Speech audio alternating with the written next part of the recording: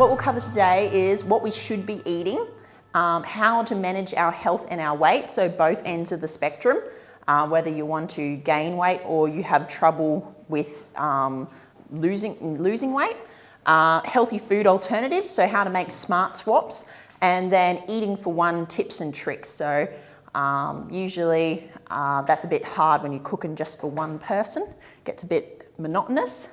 So important nutrients for people over the age of 65. That's generally what I'm talking to is people over the age of 65. Sometimes I see younger people as well. But usually the main thing I'm looking at is protein for muscle mass maintenance as people age. Most people don't know, but as you get older, your metabolic response to protein decreases. So most people need a smidgen more protein each day just to maintain their muscle mass as they get older, compared to people who are my age. So that's something that I usually address, because as we lose muscle, as we get older, we get a bit less stable on our feet and lose our balance. So that's an important factor that we have to consider. Calcium and vitamin D, especially because we're all ladies in the room here, sorry Connor. After age of 50, women's calcium needs increase rapidly to help reduce the risk of osteoporosis, and then also vitamin D as well to assist with that. And then fibre. So fibre is for everyone, no matter what your age or your gender. It's not just for helping you go to the bathroom, but it's also helping with things as managing cholesterol. It's helping with your fullness, so weight management. And then also if you have a chronic disease such as diabetes, it's helping manage your blood glucose levels. So, why hasn't this gone forward? There we go. So let's start about protein. So protein is found in meat, in our meat alternatives. So some people don't eat meat, so you can still get enough protein if you don't eat meat. There's one caveat there. So I'll just get all the pictures up. There we go. So they say these are the serve size from the Australian Guide to Healthy Eating. I don't like it because that's a pretty small portion of meat. 65 grams is like a piece of meat like this big. And that's not really quite adequate for most people. I generally use the rule of a palm-sized portion of protein is what people are looking for to have, but of course it is highly individual. I use that as a guide, and then I individualize it from there. So protein helps build and repair muscles, what the main thing people understand, but most of our body is made of protein. So whether that's our skin and our hair, whether that is parts of our actual organs, so like our heart and our lungs, they're all made of different types of proteins. A lot of our tiny cellular components of our body are made of proteins. So think about, for instance, the hemoglobin. They're made, components of your hemoglobin, your red blood cells, are made of protein. So we need a little bit every day because we're constantly having to replace and repair different parts of our body. So I like to call protein building blocks, like bricks that you use to build a house. And you do need to do maintenance on your house every now and then because things wear out, and that's what protein is. It's to help build and repair.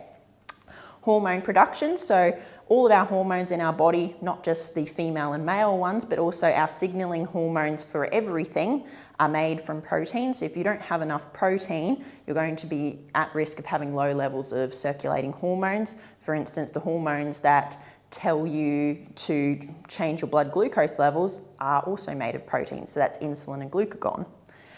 Transportation of vitamins and minerals. So everything through the body is carried around by proteins, as I spoke about. Hemoglobin carry your oxygen. So that's an important factor there.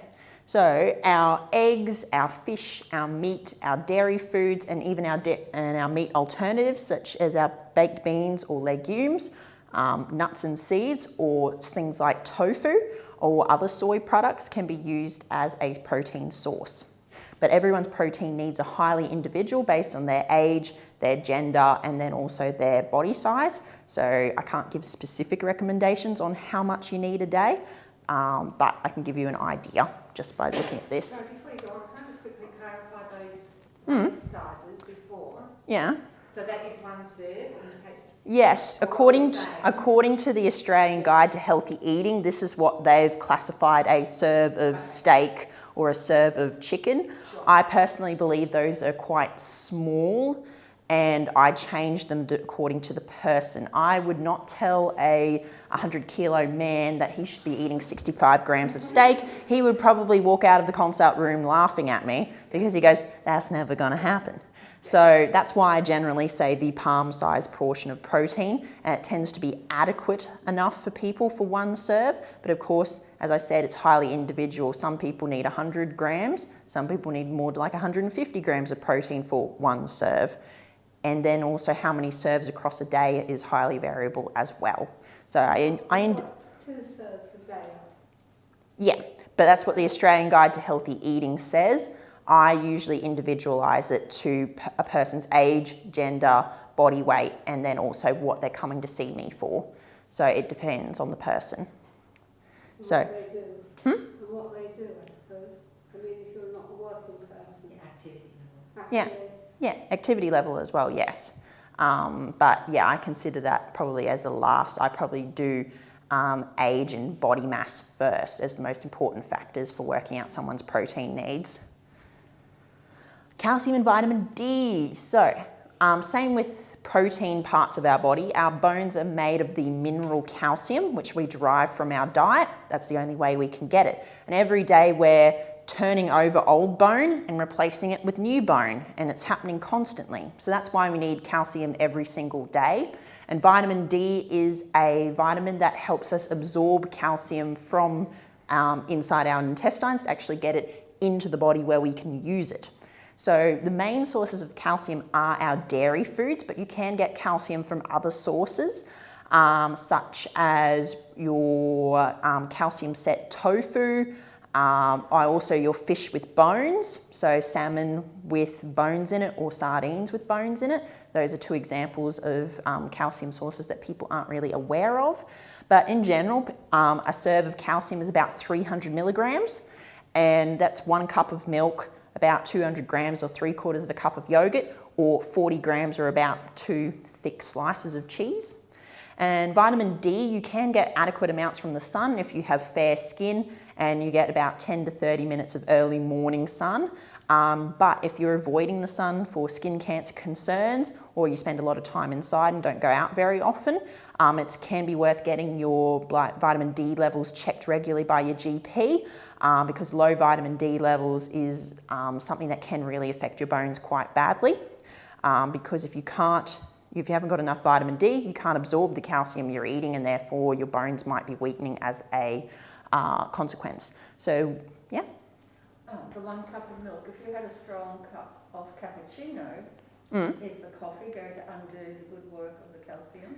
Yeah, there is a little bit of truth to that, but then it's kind of not as bad as what people make it out. Yes, caffeine slightly inhibits the absorption of calcium, but the actual protein and energy and fat content of the milk actually tends to override that.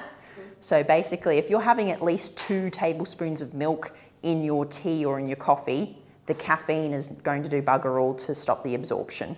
So don't worry about that myth.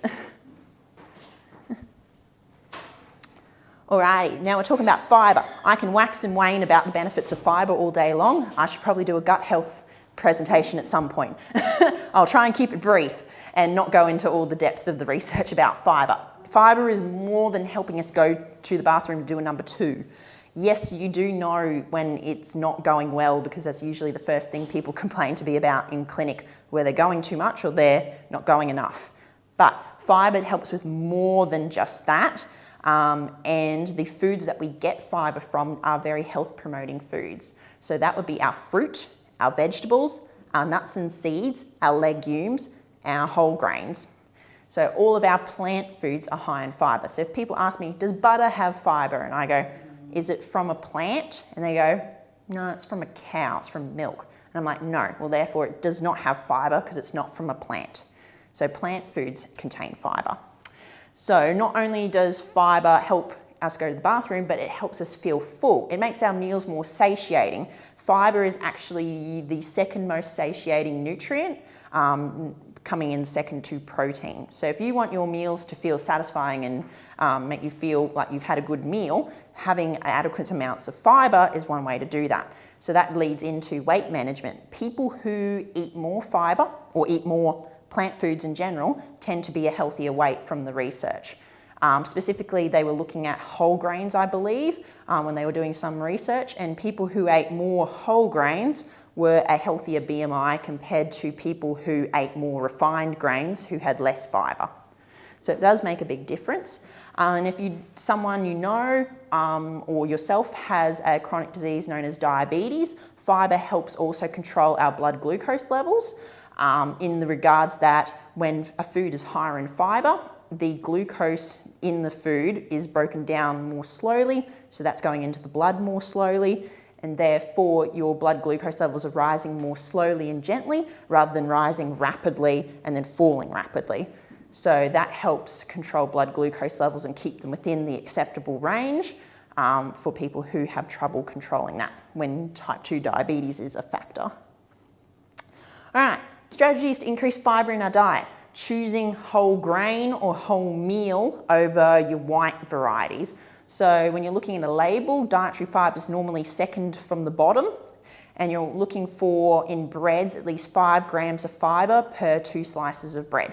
That would be the benchmark, as I would say, for fibre for bread. Each food is a little bit different. Cereals is different again, but in general, the higher the fibre in a particular product, the better. And if you're choosing whole meal, that's using the actual whole grain of wheat and smushed up, rather than them stripping off the germ and the bran off of the wheat and then smushing that up and making it into white flour, which has no fibre in it pretty much. So it does make a difference. So white pasta, not much fibre. Wholemeal pasta, lots of fibre. Increase your portions of vegetables at main meals. This is a big one. 95% of Australians don't eat enough vegetables. We don't eat them at, we only eat them one meal a day. They're not spread out across the day. We're not getting our 5 serves of veggies a day. So even just a small increase of like half a cup of extra vegetables at dinner, or throwing in at least some salad on your sandwich at lunch, makes a huge difference to improving someone's fibre intake. If you don't peel your fruit or vegetables, the peel is where the majority of the fibre is. It's your rough, scratchy fibre, which I call your insoluble fibre, and that's the bulk of the fibre in most fruits or vegetables. If you're having a spaghetti bolognese or you're cooking with mince, adding a tin of legumes such as lentils, which are really affordable and easy to get a hold of all the time, that can dramatically increase the fibre and satiety level of your spaghetti bolognese because of all that fibre from those lentils. And if you're sneaking in some extra nuts and seeds on top of your cereal, sprinkling them in there, or on your yogurt, or if you're having dips and crackers for afternoon tea, how about you try veggie sticks and crackers and a bit of dip rather than having just crackers. And speaking of crackers, swapping from a white cracker like Sayos or Saladas to a grainy cracker like Rye Vita, multigrain, or Vita Wheat 9 grain. Those are all examples of ways to increase your fibre. All right, so switching topic now, off of the major nutrients and more talking about overall encompassing things, weight management. So if someone is coming to me and say, I just wish I could lose 5 kilos, but I really struggle. This is usually where I start off with the basics of helping someone manage their weight. So switching one thing at a time. Normally people try and go the whole hog and try and change completely, absolutely everything in one go, but it's too overwhelming and they can only keep it up for 1 week and then they just give up because it was too hard and go back to what they were doing before. To make sustainable changes, you need to give yourself time to get used to them. There is so much brain power that goes into deciding what you eat every day. So changing one thing at a time makes it a lot easier to devote a little bit of extra brain power to making that one change consistently, and usually makes a bigger difference. So swapping from a high energy snack like cakes or biscuits to a lower energy snack like your fruit or low fat yogurt could make a huge difference to someone's overall weight management success, even though it's only like one change. or such as switching from having regular mince as their usual buy at the supermarket to swapping to lean cuts of meat. So instead of buying the regular mince, buying the premium mince or the five-star or Heart Smart mince. Instead of having sausages often, having them less often, and choosing lean chicken breast instead of chicken wings with the skin on, that could make a big difference to someone's weight management because the fat content of their meal has reduced dramatically. Substituting sugar for sweeteners. So this is a sensitive topic for some people, but it does make a difference. Sugar, in 1 teaspoon of sugar there is about 40 kilojoules of energy, and then in 1 sweetener tablet there's 0 kilojoules of energy. So if someone's having, a couple of cups of tea or coffee across a day and having, 5 or 6 teaspoons of sugar across a whole day, then, 6 times 40, that's 240 kilojoules worth of energy just from sugar there. If you switch that out to a sweetener, that makes minus 240. So that makes a big difference over time, that small change. What about using honey instead of sugar where you can? No difference. Honey has the same energy content as sugar.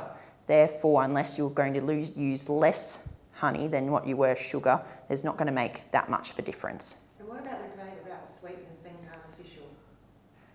And I know you can get some better ones these days, but... Most of the sweeteners we have nowadays have been tested for years and years to check if they're safe. And in the amount that people eat them in actual real life, they're completely safe. Unless you were consuming about 40 cans of diet soft drink every day, that is how much artificial sweetener you would have to consume to reach the upper end of the safe limit. You're still in the safe limit at that intake, but who consumes that much artificial sweetener in a day unless you're pouring like a gallon of artificial maple syrup on top of your food every day? I don't think anyone does that. All right, which is healthier? This is a quiz. Oh my gosh, I said there was going to be no quizzes, I lied. All right, which is healthier? So low fat, Chobani, 100 grams of Chobani yogurt, 0.5%, or 100 grams of Farmers Union Greek style yogurt. Here's the information you would find on the nutrition information panel on the back. So we've got the energy, so let's read the Chobani. 240 kilojoules per 100 grams, 9.7 grams of protein, 4.2 grams of carbohydrate, 0.2 grams of fat, and 0.1 of that is saturated fat. And then look at the Greek style Farmers Union yogurt, 557 kilojoules per 100 grams, 4.7 grams of protein, 6.9 grams of carbohydrate, 9.7 of fat, and 6.4 is saturated fat. So where do you guys look? If you were looking at this from a perspective of weight management, trying to lose weight, which part of the nutrition panel would you be looking at to try and decide on which yogurt you would want to be choosing? Anyway. Protein, fat, and then carbohydrates, I suppose. So you'd first look at the protein, would you? That'd be the number one. And then you look at the carbohydrates and then the fat second. Okay. Anyone else have what they would use to process of elimination? I would have looked at the energy first. Yeah, you would have looked at the energy first. Okay. Anyone else? You would have looked at the fat first. All right. So depending on what situation you're in with why you're choosing between these two, but from a perspective of weight management, energy intake is key. So basically the only thing we consider first in weight management is the kilojoules or energy per 100 grams. So if we look at the two different yogurts, which one has less energy per 100 grams? The Chobani. Yep. So that means if you were solely looking at this from a weight management perspective, you would be choosing the Chobani yogurt because you go, well, I can have the same amount of yogurt for pretty much half the amount of kilojoules. That's protein, though, isn't it? Yeah, and then you'd look at the other parts after that and just make your decision. So yeah, in terms of weight management, Chobani is the best. But don't we need the carbohydrate to digest some of the other things? I mean, no, you don't need any singular nutrient to help digest another nutrient. Your body creates the enzymes in order to do that itself. As I explained before, all the other information basically doesn't make a difference in terms of weight management unless it is going to affect satiety. So I'm only looking at the other aspects of the nutrition information panel to tell if a food, one, is going to keep you full for longer, as well as, you know, have a bit less energy than what the person's already choosing. So if someone came into clinic and said, I'm having this yogurt, I'm like, well, if you switch to this yogurt, you're going to save, you know, half the kilojoules, and that means over a whole week you might achieve an energy deficit for weight loss just from this swap. All right, next, bacon. Not any men in the room, so they're not going to go and tell me that this is wrong. So, 4 rashers of shortcut bacon versus one rasher of middle bacon. So, shortcut, 688 kilojoules per the 4, 25.6 grams of protein, 0.8 grams of carbs and 5.5 of fat. The middle rasher, 838 kilojoules for one rasher, 9.9 grams of protein, 1.2 grams of carbs and 18.1 grams of fat. All right, so let's practice again. What do you look at? If you're choosing between these two in the situation of weight management, which one would you choose? Well, shortcut. The shortcut, but if you're going on flavour, you choose the long rasher. Yeah, as the blokes would tell me. So, yeah, you're correct. Energy intake is key. So what's affecting the energy content here is majorly the fat content of the bacon. Fat is the most energy dense macronutrient, so therefore a little bit of extra fat makes a big difference in the energy content. So you can see that you can get 4 rashers of shortcut bacon for less energy than you can 1 rasher of middle cut. So it makes a huge difference. And look at the fat content, 18.1 compared to 5. So that's a huge difference there. And if we had saturated fat there, you'd be seeing that a huge difference in the saturated fat as well. Which is healthier, 2 Scotch finger bickies or 4 Vita Wheats and a whole tomato chopped up? So 2 Scotch fingers is 724 kilojoules, 2.2 grams of protein, 45.4 grams of carbs, 7.6 grams of fat and 0.8 grams of fibre. And then the Vita Wheat, 397 kilojoules, 2.8 grams of protein, 14.5 grams of carbohydrate, 2.2 grams of fat and 2.9 grams of fibre. All right, again, which one would you choose for a snack? For a snack, I love the Scotch, but for health, I suppose I go for gluten. Yeah, sure, exactly. So the healthiest in terms of weight management would be the Vita Wheat. The reason why, look at the energy difference, you know, 400 kilojoules versus 724, that's 324 kilojoule difference just between those two. And the fibre as well, because this is a whole grain cracker and it's made from wholemeal flour plus actually added whole grains into it, it's got a bucket load more fibre than the Scotch fingers. So that means you're going to feel a lot more satiated for longer with the Vita Wheat and tomato snack compared to the Scotch fingers. Don't get me wrong, Scotch fingers are yummy, but they're a high fat biscuit. Look at the fat content on it, 7.6 grams and just 2 biscuits. You know, they're about that big. Oh, have they shrunk? I don't know. They're not that big. They're not that big anymore. They've shrunk again. So the poor things keep shrinking. So the energy content in Scotch finger biscuits is really high because it's got a lot of butter in it. That's what raises the energy content by a fair bit. I could definitely give people a better alternative. If they wanted a bicky, I could give them a better alternative to a Scotch finger bicky easily that would still have their bicky but not blow that many kilojoules on 2 biscuits. All right, so now we're flipping the other direction. I do a lot of this as well with people. Sometimes as we get older, you know, the weight stops being a problem in terms of too much of it and it becomes a problem as in not enough of it. People, as they get older, tend to start exhibiting lower appetite, don't really feel like eating, don't really feel excited about food, don't want to eat. Maybe they're cooking for one person and they can't be bothered to cook dinner. And these are all things that make weight loss in someone who's older a big problem, because it may happen only a little bit at a time, but suddenly they're a lot more frail. They're getting sick a lot easier. The doctor tells them, oh, your bone density's gone down a lot. That's not good. Or, you know, they're starting to have troubles with their energy levels. They're, you know, struggling to get through the day as much as they were able to because they're just not eating enough food. So, food needs to be appealing. So social eating is a big part of preventing people from suffering from burnout, from cooking for themselves all the time and eating on their own. Eating on your own is not fun.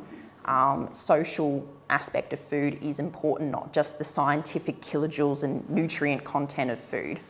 So eat with other people as much as you can, and organise a video chat with a friend if you're in isolation or something like that. If we go into another lockdown, fingers touch on wood, never ever.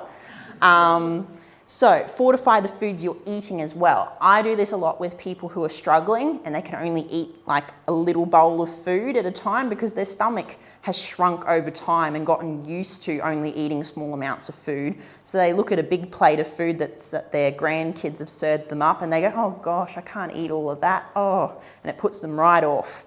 So if they can only eat a small amount of food at the time, I'm going to try and pack as much nutrition and energy and protein into that small amount as I can. And I would probably use the high protein, high energy diet for that person if they're really struggling and they're losing weight without trying.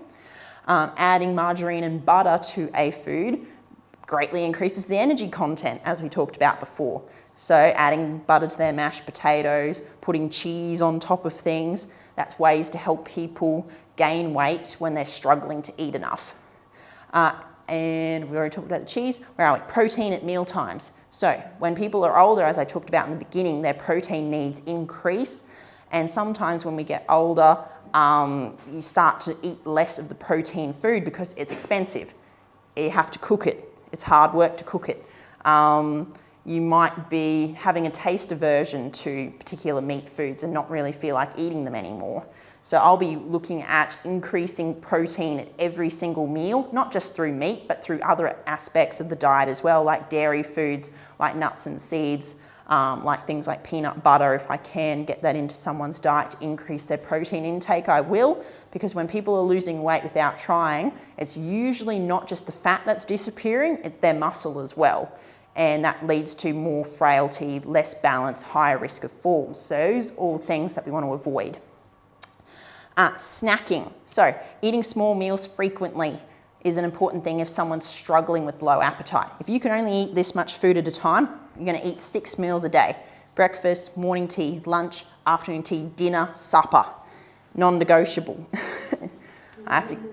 And then if somebody is having trouble chewing, all right, we're going to be modifying the texture of the food they're having, choosing soft foods. Instead of having steak, we're going to have a curried egg sandwich with lots of mayo on it because that's soft and easy to swallow and it's, you know, kind of not dry. It's got that nice moisture in it to help things go down if they're really struggling with chewing and swallowing. Having more puree texture foods if they're having soups more often with lots of cream and bacon in it. See, look, the bacon makes a reappearance. How to meet your nutritional needs. So we've already talked about a lot of these, but drinking is a lot easier than eating. So if someone's really struggling to get in enough protein and energy in the day, I start looking at easy options. If someone is on a tight budget and they can't afford a nutrition supplement, we're going for the Up and Go protein, which has, you know, 16 grams of protein in one little popper. And I'm getting them to try out smoothies. If they really don't feel like eating dinner, a smoothie with Greek yogurt and full cream milk and some peanut butter smoothed in there makes a really nutritious meal without having to, you know, really have to go to the effort of chewing down a whole plate of food. And if someone does have the funding or does require a nutrition supplement, I will be prescribing one that's suitable for them and their taste needs. So Resource 2.0 is an example of that, not sponsored. Sometimes people go to Sustagen because it's readily available. You can buy it from the chemist. Everyone tends to know what Sustagen is. But there are more energy dense and more protein dense supplements out there, which I have access to if people really need it. And I also have a whole cupboard full of samples because they keep sending them to me. All right, cooking for one. So if you're cooking for one person, like me, Sometimes it gets boring and you get sick of it and it's hard work. One hack I like to do is preparing meals in bulk. Cook once, eat twice, or in my, eat 4 times. If you don't mind eating the same thing over and over again, but I don't mind it too much. Some people don't. So cook once, eat twice, and then take that second one and kind of jivvy it up a little bit to make it different enough so you don't feel like you're eating the same thing. For instance, what did I have last night for dinner? Prawn and vegetable stir fry with rice. It's in there. That's what my lunch is today. If you're having, for instance, if you made a savoury mince last night and you really don't feel like having savoury mince for lunch the next day, you could jazz it up and make savoury mince on a toasted cheese sandwich. Easy. Is different enough to not be savoury mince again. Using frozen meals, there's a bit of a problem with them, people hoarding them at the moment, so they may not be available. But there are some good ones out there. These are the ones we generally recommend, but of course if you want to learn how to read labels, I do. If you have a consult with me, I'll teach you. Frozen veggies, my best friend. Sometimes you don't feel like chopping and peeling and steaming veggies, and all you want to do is throw something in the microwave, and while something's cooking on the stove, I get a plate, I dump a heap of frozen veggies on it, I throw it in the microwave, I press 2 minutes, and there's vegetables, and I'm at least eating some vegetables instead of not having any vegetables. And you can get different ones for whether you want, you know, peas, carrot, corn, or whether you want stir fry mix, or whether you want green bean and cauliflower and carrot. There's lots of different ones out there. If you're struggling with trying new recipes, or you really want to try a new recipe but it seems really hard, and you're kind of sitting there with 3 pots on the stove and you don't know what it's doing, and one's burning and one's overboiling, slow it down, do all the prep work first, get everything chopped up, get all the ingredients out on the bench. So if you need spices, make sure you got the spices out. If you need peeled something, make sure it's already done, and then go through the recipe from there. That's what I've discovered works best with cooking myself. Never try a new recipe and just wing it. It never goes down well unless you're master chef, and like me, it's more like disaster chef, because I will always mess an ingredient up. Recipes. So don't buy cookbooks unless you really love the person who's doing the cookbook, because there's 1,000 cookbooks out there and you can get free shit online. I do love that. I've stolen many, many recipes off the internet and used them with clients, because I've taken them home, tried them out, fiddled with them a bit, changed it, put it on a Word document, and then used it in a consult. But it's originally from Taste, and they've already done the research and development on it. So at least it's mostly good. There's lots of different recipes out there depending on what your nutrition needs are. There's lots of different bloggers who say they know stuff about food. Some dietitians are online, so at least you might be able to get some good recipes off of them. I think other than Taste, Healthy Food Guide is run by dietitians, so usually you can get a few free recipes that at least have been assessed by a dietitian before it's been posted up, if you're looking for something like that. Taking home points. So, nutrients. Women over the age of 50 need 4 serves of dairy a day. Everyone else usually needs 2.5 to 3. So 3 serves of dairy a day, or a dairy alternative if you don't like dairy. Prioritising protein, so having some protein at each meal. So usually with people, I'm making sure they're having something at lunch and something at dinner, and maybe a higher protein snack somewhere thrown in there during the day to at least try and get close to their protein needs. Bulking up dinners with vegetables, having fruit as a snack, or having fruit at breakfast to help make sure you're getting enough fibre in the day. If your aim is to lose weight, choosing the low fat and reduced sugar options. Making one swap at a time and making it sustainable, so not to overwhelm yourself. And speaking to your dietitian, like me, for individualised advice, because everyone's different. What works for Bob won't work for you. What works for Karen across the street will not necessarily work for you. The people on the TV who says, I lost this amount of weight doing this diet, may not work for you. So talking to someone who knows what they're talking about can help find what works for you instead of following generic stuff that's out there all the time. If someone has loss of appetite, eat by the clock, which I did not do today. If it's lunchtime at 12 o'clock, whether you're hungry or not, eat lunch. If you're struggling to get in that lunch because you really aren't hungry, choosing a drink that is high protein, high energy can help you meet your energy and protein needs. Fortifying your foods with more protein, such as skim milk powder, chucking that in your milk to fortify your milk, adding butter and cream, or ask me for high protein, high energy supplements or advice. And cooking for one, planning ahead, freezing meals, utilizing frozen and pre-prepared stuff. Those little rice containers that you get that are microwave rice or for microwave meals, or utilizing tinned fish because that's easy, or a shredded up barbecue chook from the supermarket. I like the barbecue chook sandwiches. All right, so... Would you say all Weight Watchers meals are healthy? I would not generalise, no, because I have seen some that are pretty rubbish. So I do have a whole resource that I can go through with people based on learning how to read the ingredients list and nutrition panel for frozen meals, what you're looking for. And then also the alternative could be me giving you some meal prep style recipes that you can prep instead of using frozen meals if those aren't your jazz. Yeah, we are a bit about the company, I guess, while you're all here. We're a nationwide company. My boss has head office down at the sunny coast, but we're all over Australia. There are a few places we aren't, but we have 200 different locations. So if you're in doubt, if you're in a major city, there's probably a Fuel Your Life dietitian somewhere there, driving around in their little car, or in clinic.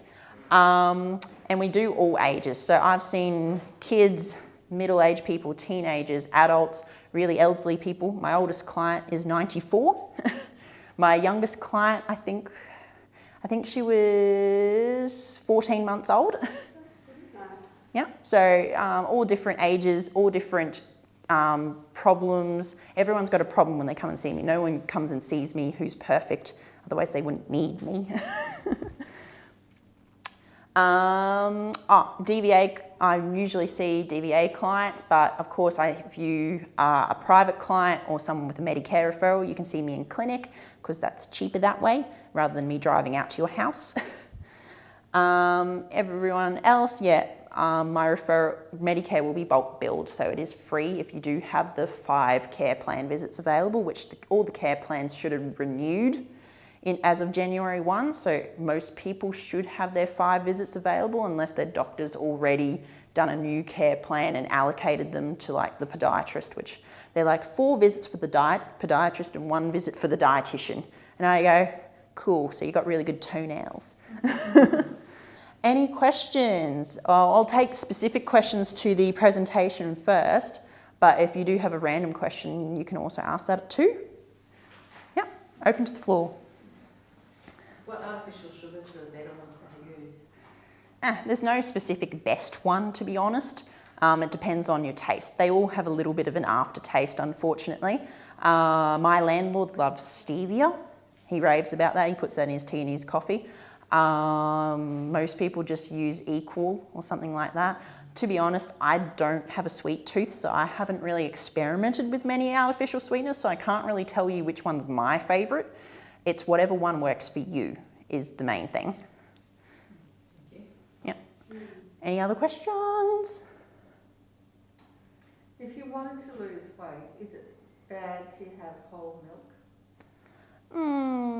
Usually there's more things that give a bigger bang for your buck in terms of creating an energy deficit than switching from full cream milk to skim milk, unless you're drinking a lot of milk, which has only happened in clinic 1 or 2 times when someone's come in and says, yeah, I drink 1.5 litres of milk a day. And I'm like, okay, we probably need to swap that to skim milk. But usually there's other things I would target first before that. So if you really, really hate skim milk and you would rather drink full cream, at the moment, the Heart Foundation's advice is that healthy people can drink full cream milk, and they might suggest low-fat milk for people who have diabetes or heart disease, but pretty much for weight management, there's other things I would worry about first.